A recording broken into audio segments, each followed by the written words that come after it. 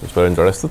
I have a question. Maybe here my ignorance is showing, but I'll ask it anyways.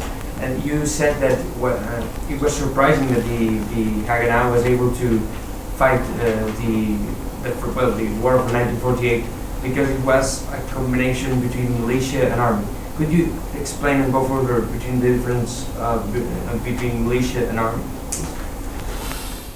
Well, militia is basically citizens, armed citizens, who served within the confines or within the parameter of their communities or the community's assets. They're not, as a rule, organized in camps as regular units, but only when the need arises. Their level of training is very basic.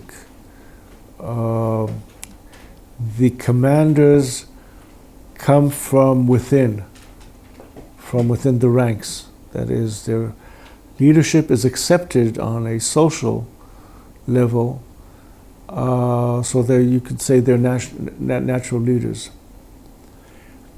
That formation, that form of service was very effective when, as long as the war was static.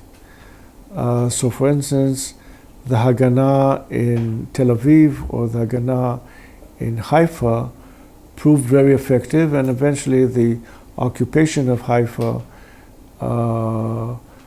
was done before.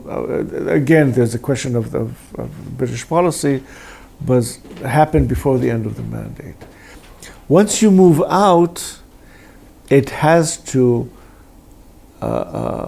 perforce take the form of an army. In other words, regular service, serving within camps, organized units, with all the additional service arms.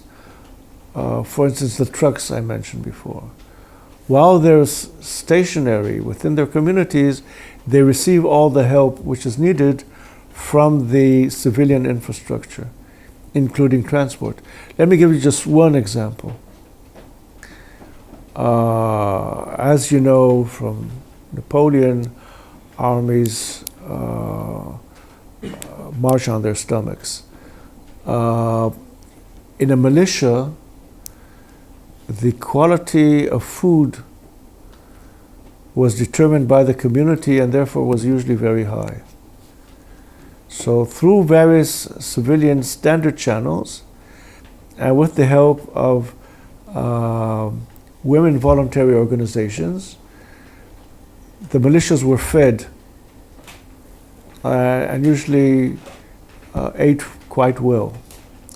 Once they moved out and became mobile units in areas other than the areas of original recruitment, the army had to provide for all their needs, including food. And there's a great deterioration in the quality of food, which consisted, again, dependent on what the state was able to import, but in many cases based largely on canned sardines.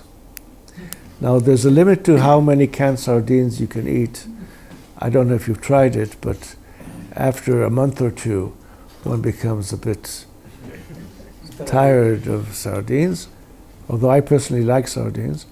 And therefore, and you receive complaints of soldiers saying, life was so good when we were a militia, and now as an army, we have to rely on sardines.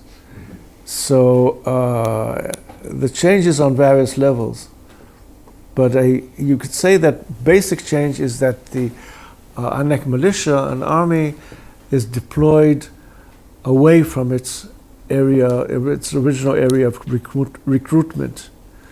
It also requires a different type of motivation. In one case, you're defending your home, which you actually see or actually even live in, moving to other parts of the country.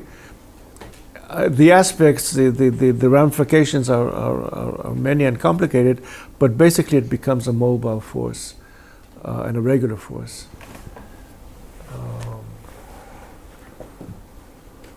I'll stop it there.